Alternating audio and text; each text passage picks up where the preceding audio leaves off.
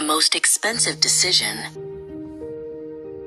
Folasade stood in her Lego studio, a sanctuary filled with the rhythmic hum of sewing machines and a sea of vibrant textiles. She was the city's rising star, a designer whose hands transformed traditional Ankara prints into fierce, avant-garde silhouettes that commanded attention. Tomorrow was the Pan-African Fashion Gala, the night that could define her career. Yet, her gaze was fixed on a gold-embossed envelope, resting on her cutting table. Inside was a contract that promised everything and demanded even more. The door creaked open, and Kwame stepped inside. He was a soulful photographer who had captured Folasade's journey through his lens, documenting her sweat and her triumphs over the last 6 months. What began as a professional collaboration had deepened into a delicate, unspoken romance. He held his camera in one hand and a single striking protea flower in the other. "You look like you're carrying the weight of the whole city, Fola," he said softly, his eyes filled with concern.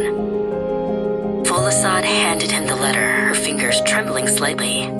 It was an offer from Madame Eniola, the legendary Iron Lady of the global fashion industry.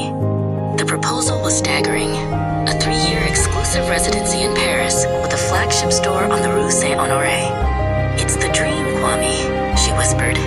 But as Kwame read the fine print, his face fell. The contract required an immediate move and strictly forbade any external collaborations or personal distractions that might dilute the brand's high-fashion image.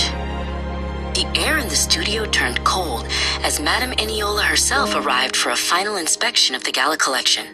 She moved with a predatory grace, her presence instantly making the spacious room feel small. She didn't look at the art, she looked at the potential profit. "Paris doesn't wait for sentiment, Folasade," Eniola remarked, her eyes tracing the lines of a half-finished gown. "Talent is a commodity, but focus is rare. You must decide if you want to be a local favorite or a global icon." Madame Eniola gestured dismissively toward the courtyard window, where Kwame was visible adjusting his lighting equipment. "He is a distraction you cannot afford if you want to sit at the high table of this industry," Eniola added, her voice like velvet-wrapped steel. Folasade felt a tightening in her chest. To sign that paper meant turning her back on her home, her community, and the only man who truly understood the heartbeat behind her designs.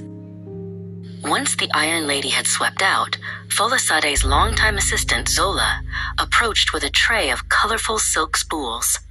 Zola had been there since Folasade was sewing out of a garage. The cost